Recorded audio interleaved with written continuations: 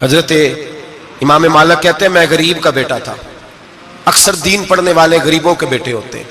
امیروں کے بچے F S C پڑھتے ہیں, بی ایس سی پڑھتے ہیں, ٹیکنالوجی پڑھتے ہیں. غریبوں کے بچے دین پڑھتے ہیں اور پھر امیروں کو ممبریاں ملتی ہیں. غریبوں کے بچوں کو اللہ ممبر عطا فرماتا ہے, مصلی رسول اللہ دیتا ہے.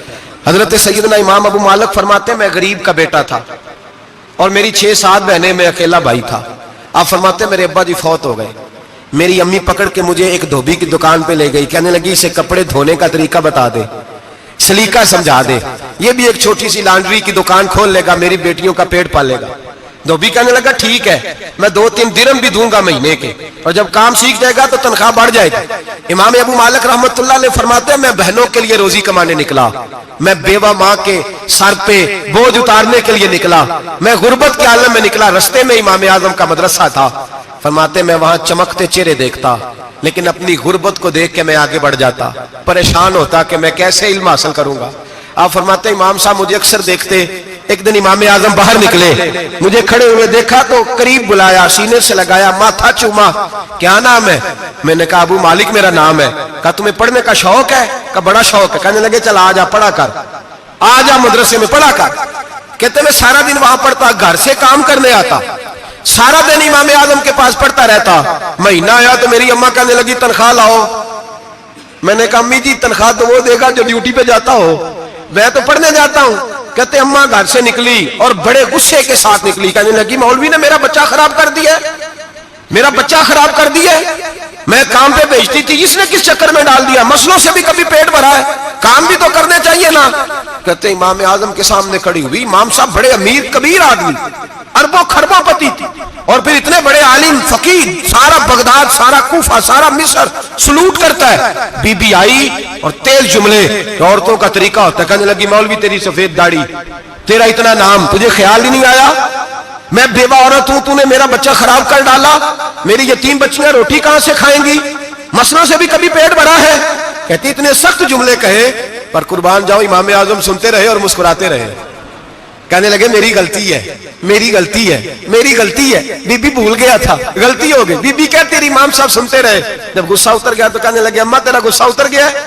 اتر گیا ہے. کہنے لگے تیرا بیٹا بڑا نیک ہے, تیرا بیٹا بڑا لائق ہے, تو اسے پڑھنے دے. کہنے لگے چپ کر دے مولوی, یہ پڑھے گا تو میں روٹی کہاں سے کھاؤں گی. امام صاحب کہنے لگے مجھے بتائے گی تیرے گھر کا خرچہ کتنا ہے. اس نے ایک لفظ تو ہے 3 دینار کا, ایک روایت ایسی بھی لکھی ہے بزرگوں نے, کہنے لگی 40 درہم ہے. اور اماں کہتی میں نے جان بوجھ کے زیادہ بتائے, حالانکہ میں کناب کا خرچہ کرتی تھی, لیکن جب کھلا ڈلا کرے تو وہ والا خرچہ بتایا. میں نے کہا 40 درہم خرچہ ہے, تو دے گا؟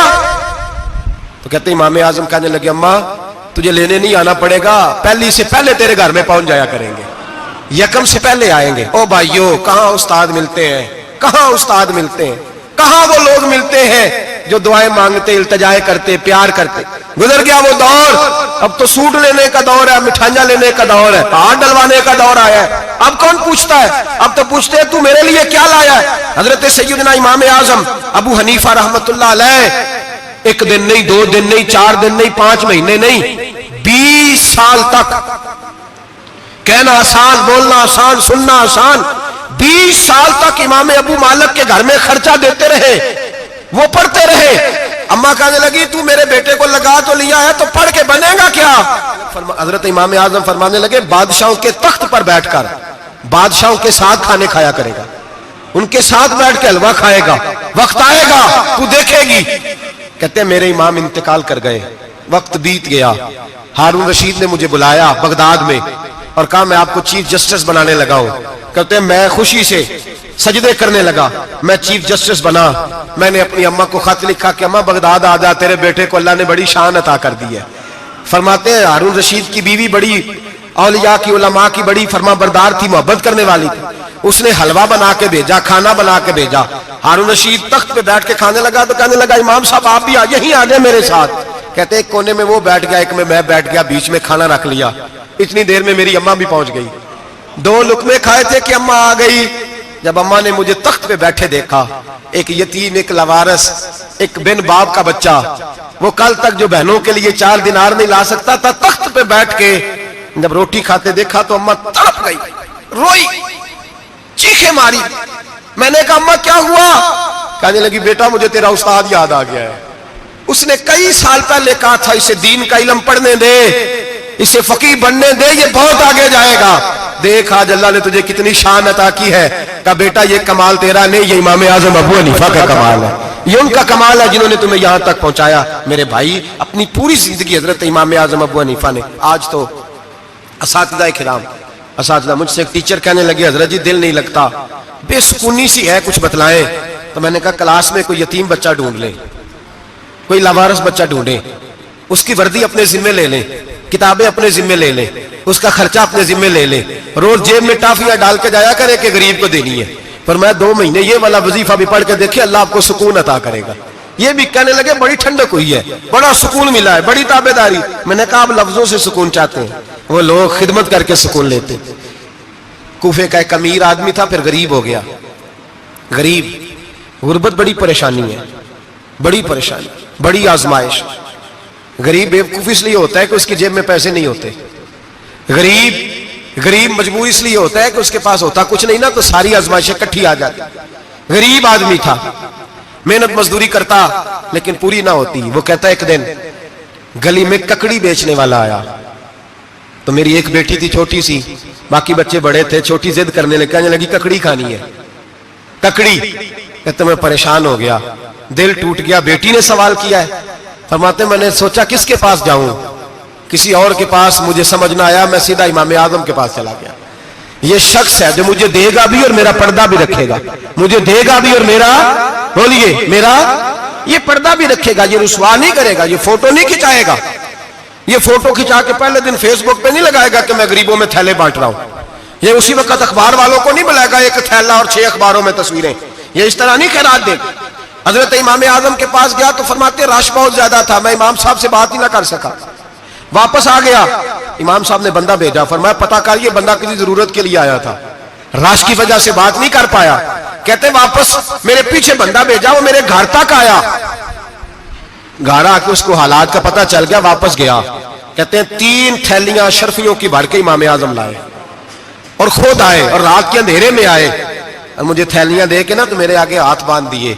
میں نے کہا حضور ہاتھ کیوں باندھتے ہیں؟ آپ فرمانے لگے یار دکھ اس بات کا ہے کہ تو میرا پڑوسی تھا اور تیری غربت کا مجھے پتہ ہی نہیں چلا، تو میرے علاقے کا تھا اور میں نے سوچا ہی نہیں، میرا اپنا تھا مجھے خیال ہی نہیں آیا۔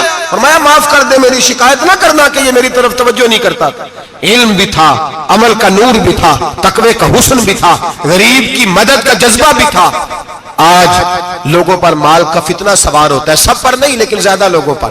جیسے جیسے مال آتا جاتا ہے ویسے ویسے عقل بھی آتی جاتی ہے، ویسے ویسے سیانے بھی ہوتے جاتے ہیں۔ کہتے ہیں وہ بھی کمائے وہ بھی کرے، میں تو ٹیکنیکلی بڑا ہوں، میں عقل مند ہی، میں بڑی نہ بہن کی فکر رہتی ہے، نہ بھانجوں کی فکر رہتی ہے، نہ رشتہ دار کی فکر رہتی ہے، نہ دائیں بائیں کچھ دیکھتے ہیں۔ لوگ جیسے جیسے پاورفل ہوتے جاتے ہٹتے جاتے، کٹتے جاتے، امیروں سے گرانے لگتے جاتے، آگے کی طرف دیکھتے جاتے۔ امام اعظم ابو حنیفہ رحمت اللہ علیہ نے ساری زندگی پیار کیا، محبت بانٹی، علم، فقاہت، تقوی، روشنی۔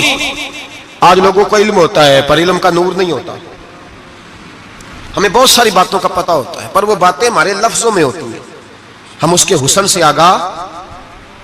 اور اگر میں یہ کہہ دوں کہ ہمیں ان باتوں پر یقین کامل نہیں ہوتا، کہہ رہے ہوتے ہیں، ہم سمجھتے ہیں، بڑی باتیں کرتے ہیں، لیکن ان باتوں کے پیچھے جو عمل کا جذبہ ہے وہ پھیکا ہوتا۔ امام اعظم ابو حنیفہ رحمت اللہ تعالی علیہ جتنے بڑے عالم تھے اتنا ہی بڑا خوف تھا اللہ کا دل میں، اتنا ہی بڑا خوف تھا۔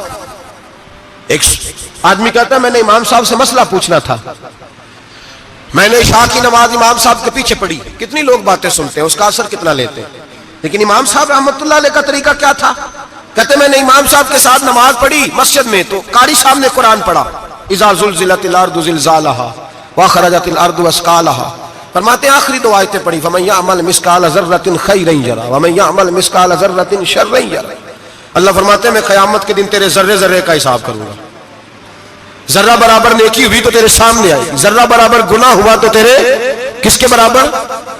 جی وہ کتنا ہوتا ہے؟ ریت کا 1 ذرہ، اس کے برابر بھی گناہ ہوا تو تیرے سامنے، یہ اللہ کہہ دیا ہے، تو ایسا انشاءاللہ ہو کے رہے گا۔ اللہ ایک دفعہ دکھائے گا، دعا فرمائے اللہ ہمیں معافی عطا فرمائے، اللہ ہم سے درگزر فرمائے، اللہ ہمیں بخشے ہوئوں میں شامل فرمائے۔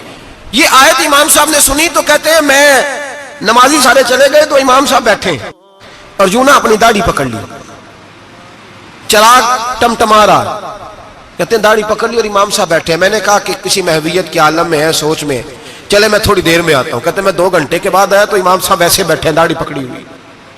میں نے کہا ٹھہر کے آتا ہوں. میں پھر 1-1.5 گھنٹے کے بعد گیا تو ویسے بیٹھے. کہتے ہیں تہجد کا وقت ہو گیا, میں مسجد میں گیا تو چراغ ٹمٹمانے لگا, ختم ہونے کے قریب آ گئے. امام صاحب بیٹھے. اب میں نے دیکھا کہ آنکھیں آنسوؤں سے بھری ہوئی ہیں اور اپنی داڑھی پکڑ کے کھینچ رہے ہیں اور کہتے ہیں یا اللہ تو اگر ذرے ذرے کا حساب لے گا تو ابو حنیفہ تو الجھ جائے گا. اے اللہ تو ذرے ذرے کے بارے میں پوچھے گا تو میں تو نہیں جواب دے سکتا. خدا بندہ اس طرح کر, میرے ان سفید بالوں پہ رحم کھا. اے اللہ میرے بڑھاپے پہ مہربانی فرما, مجھ سے نہ ذرے ذرے کا پوچھنا, میں بڑا کمزور ہوں, میں نہیں جواب دے سکتا. مولا مجھ سے درگزر والا معاملہ کر. کہتے تڑپ رہے امام صاحب. فجر کی اذان ہوئی تو امام صاحب نے دائیں بائیں دیکھا, میں پیچھے کھڑا تھا. میں نے کہا حضور ساری رات ہی گزر گئی, آپ ایک آیت سن کے پریشان رہے اور میں روزانہ 20 تقریریں سنتا ہوں, درجنوں حدیثیں سنتا ہوں, مجھے تو اثر نہیں ہوتا. آپ فرمانے لگے مجھے تیرے معاملے کا نہیں پتا, لیکن مجھے اگر تو نے دیکھ لیا ہے تو کسی کے ساتھ ذکر نہ کرنا مجھے. اور فرمانے لگے پھر تو نیک آدمی ہوگا, تجھے نہیں خیال آتا. تو میں تو جانتا ہوں من آنم کے من دانم, پتہ سارا ہے سردار نو کی تیاں دا, میں تو جانتا ہوں نا, مجھے خبر ہے, لہٰذا میں نہیں حساب دے سکتا, تیرا نہیں مجھے پتا. جتنا میرے بھائی علم زیادہ اتنا خوف بھی. حضرت عبداللہ ابن مسعود فرماتے ہیں زیادہ باتیں کرنے والا عالم نہیں ہوتا, اللہ سے زیادہ ڈر جانے والا عالم ہوتا ہے. جو آدمی لمبی چوڑی گفتگو کرے وہ فقیہ نہیں, وہ اللہ سے ڈرنے والا نہیں, بلکہ جس کو وہ بات کرے تو تھوڑی کرے, ڈر کے کرے, خوف کے ساتھ کرے. اللہ کی خشیت جس کے دل میں ہو وہ بڑا عالم ہوتا ہے. حضرت امام اعظم ابو حنیفہ رحمت اللہ علیہ مالدار تھے اور اپنے مال میں سے حصے نکالتے تھے. امام صاحب فرمایا کرتے تھے میں نے چند 1000 درہم رکھ دیے. حضور کس لیے؟ فرمایا لوگوں کو قرضہ دینے کے لیے. نبی پاک صلی اللہ علیہ وسلم نے فرمایا قرضہ لینے والے کو منع کیا ہے, فرمایا قرضہ ایک قید ہے, بغیر مجبوری کے نہ لینا. اب لینے والے بھی احتیاط نہیں کرتے, فٹافٹ قرضے کے پیچھے بھاگتے. بڑی مجبوری ہو تو قرضہ لیں, فرمایا مقروض قیدی ہوتا ہے, قرضہ لینے سے بچو. اور دینے والے کو کیا کہا؟ فرمایا اگر سامنے والا تنگ دست ہو نا, تنگ دست, تو اسے مہلت دو. جتنی تم مہلت دو گے اللہ اتنے پیسے روز صدقہ کرنے کا ثواب عطا فرمائے گا. اگر تنگ. ایک صاحب مجھے کہنے لگے, میں نے رمضان شریف میں نا قرضے کے والے سے یا کچھ عرصہ پہلے کسی موقع پر قرض کے والے سے کو بات کی. ایک صاحب مجھے کہنے لگے حضرت صاحب جیسے کسی کو لینا ہوئے نا 20,000 تو انہوں ترا کے لئی دے, تو جی 20 کروڑ لینا ہوئے تو پھر نہیں ترایا جاتا. میں نے کہا کیوں؟ کہنے لگے 20,000 والا بندہ ماڑا ہوتا ہے نا, جہاں 20 کروڑ کھا گیا وڈی مگرمچھ ہوتا ہے, انہوں ترایا جا سکتا. وہ دے کے بندے ترلے ہی کر دے, چل بھائی کیویں دے سکنا ہے. وہ جو 20,000 والا نا ماڑا بندہ کہتے تو دینے نے کہ تیرا بندوبست کریے, کہتے چل صاحب جمعرات لے آؤ کسی طریقے. جمعرات ماڑا ہے نا. نبی پاک نے کیا فرمایا؟ حضور نے فرمایا تجھے پتہ چل جائے کہ تنگ دست ہے تو مہلت دے, جتنے دن تو اس سے پیسے نہیں لے گا اتنے ہی پیسے روز صدقہ کرنے کا ثواب دیا جائے. اب لوگ جو تگڑی موٹے مگرمچھ ہیں ان کو مہلت دیتے ہیں, وہ کہتے ہیں جا جتھو لب نہیں لے, پھر کہتے ہیں نہیں آپ بتائیں آپ کیسے دے سکتے. اور ماڑا بندہ انہیں 2,000 دینا دکان کا, اس کو دکاندار کہتا ہے کل سائیکل لے کے تب گزرنا, میرے آگے سے اگر پیسے دینے ہیں تو میں نے سائیکل رکھ لینا. ڈرنا چاہیے اللہ پاک, ہمیں پتا ہوتا ہے سامنے والا غریب ہے, تنگ دست ہے, مجبور ہے, اسے مہلت دینی. امام صاحب کہتے ہیں میں نے کچھ پیسے رکھے ہوئے تھے, پس منظر یہ تھا کہ غریب لوگ آتے ہیں تو میں ان کی مدد کروں گا. امام اعظم ابو حنیفہ نے ایک بندے سے پیسے لینے تھے اور حال یہ تھا کہ آپ دھوپ میں کھڑے تھے, ساتھ اس بندے کا مکان تھا. لوگوں نے کہا حضرت دیوار کے سائے میں ہو جائے. فرمانے لگے اس سے پیسے لینے ہیں, اگر سائے میں کھڑا ہوا تو سود میں شمار ہو جائے گا, میں اس سے فائدہ نہیں لے سکتا. ایک بندے سے قرضہ لینا تھا, وہ آپ کو دیکھ کے گلی اور دوسری گلی میں چلا گیا, راستہ بدل گیا اور چھپ گیا. امام صاحب رونے لگے, کہنے لگے اے اللہ میں اتنا برا ہو گیا ہوں کہ تیرے بندے مجھ سے چھپنے لگے. اس کو ڈھونڈ کے لائے, کیوں چھپتا ہے؟ کہ حضور آپ کے پیسے دینے ہیں. آپ نے فرمایا جا میں نے اللہ کی رضا کے لیے معاف کیے, آج کے بعد چھپنا نہ, اس لیے میں نہیں چاہتا کہ تجھے کوفت ہو, تو میری طرف دیکھ کے چھپنے لگا ہے, میری طرف دیکھ کے. غریب تو بھائی گلیوں میں گھستے پھرتے ہیں کہ کوئی بندہ مل نہ جائے. مقروض آدمی پتہ اس وقت چلتا ہے جب خودکشی کر گیا, پتہ اس وقت چلتا ہے پھر لوگ آتے ہیں اس کے بچوں کو کہتے ہیں فکر نہ کرنا ہم تیرے ساتھ ہیں, تو اس کے ساتھ ہونا تھا, ان کا سایہ بچ جاتا. اب آئے ہو امام اعظم ابو حنیفہ رحمت اللہ تعالیٰ علیہ لوگوں کو سہولت دیتے, آسانی دیتے, پیار کرتے, محبت کرتے. ہم لوگوں کا مزاج ایسا نہیں ہے, ہماری اخلاقیات کے اندر وہ حسن نہیں جو ہمارے بزرگ ہمیں دے کے گئے. اور پھر چھوٹی چھوٹی باتوں میں حقوق العباد کا خیال کرتے, چھوٹی چھوٹی باتوں. ہم تو گالی دے کے بھی کہتے ہیں نا چل کیا ہو گیا, گالی دی ہے نا. میں نے دیکھا ہے سائیکل والے کی ٹکر اگر پجارو والے کے ساتھ ہو جائے تو معافی سائیکل والے نے مانگنی ہے, کیونکہ وہ سائیکل پہ بیٹھا ہے نا, اس کی غلطی یہ ہے کہ وہ سائیکل پہ بیٹھا ہے, معافی سائیکل والے نے مانگنی ہے, پجارو والا نہیں مانگے گا. ہو سکتا ہے سائیکل والا اٹھ کے کہے جناب مجھ سے غلطی ہو گئی, مجھے پتہ ہی نہیں تھا کہ آپ تھے, ورنہ میں آپ کے آگے نہ آتا. سائیکل والا مجبور ہے کیونکہ اس کے پاس پجارو نہیں, اور پجارو والا تو شیشہ نہیں نیچے کرتا, کہتا دھوپ آئے گی, گاڑی بڑی مشکل سے ٹھنڈی کی ہے. نیچے اتر کے ملازم کہتا ہے اس کو پوچھو اگر کوئی 200-400 کا نقصان ہوا ہے تو 500 دے دو. مزاج ہے. امام اعظم ابو حنیفہ رحمۃ اللہ علیہ عالم, حقوق العباد کا چھوٹی چھوٹی, آپ کے شاگردوں میں سے کسی کے چہرے پر شکن آتا تو 20 بار پوچھتے کوئی پریشانی ہے میرے بیٹے کو, کیا ہو گیا. ساری زندگی سایہ دار شجر کی طرح گزاری, ساری زندگی شاگردوں پر مریدوں پر محبت کا سائبان رہا, ٹھنڈی چھاؤں رہی امام صاحب کی. امام اعظم ابو حنیفہ رحمۃ اللہ تعالی علیہ گلی سے گزر رہے تھے, لکڑی کے جوتے پہنا کرتے تھے, کھڑاؤں. ایک نوجوان بچے کے پیر پہ پیر آ گیا تو کہنے لگا امام اللہ سے ڈر جا. یہ لفظ گئے تو امام صاحب کی چیخ ہی نکل گئی. کئی گھنٹے بے ہوش رہے. لوگوں نے کہا حضور کیا ہوا؟ فرمانے لگے تم نے سنا نہیں, چھوٹے چھوٹے جوان بھی کہتے ہیں کہ ابو حنیفہ اللہ سے نہیں ڈرتا, اللہ کی مخلوق کہتی ہے نہیں ڈرتا. اگر یہ کہہ رہے ہیں تو میرا کیا بنے گا. کئی دن روتے گزر گئے. لوگ اس بچے کو لائے, آگے کہنے لگا حضور آپ تو پریشان ہو گئے, میں نے تو محاورتاً کہا تھا, محاورتاً کہا تھا کہ آپ اللہ سے نہیں ڈرتے. فرمانے لگے بیٹے مجھے محاوروں کا نہیں پتا, جب رب کے خوف کا نام آتا ہے تو جملے سیدھے میرے دل سے جا کے ٹکراتے, سیدھے دل سے جا کے ٹکراتے. گلی سے گزر رہے, لکڑی کے جوتے پہنے, کھڑاؤں, بارش ہے, کیچڑ ہے, ایک دیوار کے قریب سے گزرے تو تھوڑا سا کیچڑ اڑ کے نا تو دیوار پہ پڑ گیا. یہاں ٹرالی والا ساری دیوار توڑ جاتا ہے اور کہتا ہے چلو میں نے کون سا جان بوجھ کے کیا ہے. یہاں لوگوں کا گھر توڑ جاتے ہیں, کہتے ہیں چلو بتاؤ کتنا خرچہ آیا تھا. فوری طور پہ لوگ ماننے کو تیار ہی نہیں. امام صاحب کے پیروں سے, یہ باریکی سمجھے, یہ حقوق العباد کا مسئلہ ہے. جو جاننے والے ہوتے تھے ان کا یہ طرز زندگی تھا. کیچڑ اڑا پیروں سے اور ایک آدمی کی دیوار پہ پڑ گیا. امام صاحب کھڑے ہیں, سوچ رہے کروں تو کیا کروں. شاگرد ساتھ ہے, حضرت جی کیا پریشانی ہے؟ آپ فرمانے لگے میں نے اس کی دیوار گندی کر دی ہے, صاف نہ کروں تو بھی ظلم ہے, اور اگر صاف کروں تو دیوار کچی ہے, جب صاف کروں گا تو کچھ مٹی اتر جائے گی تو کسی کے گھر کی مٹی اتارنا یہ بھی ظلم ہے.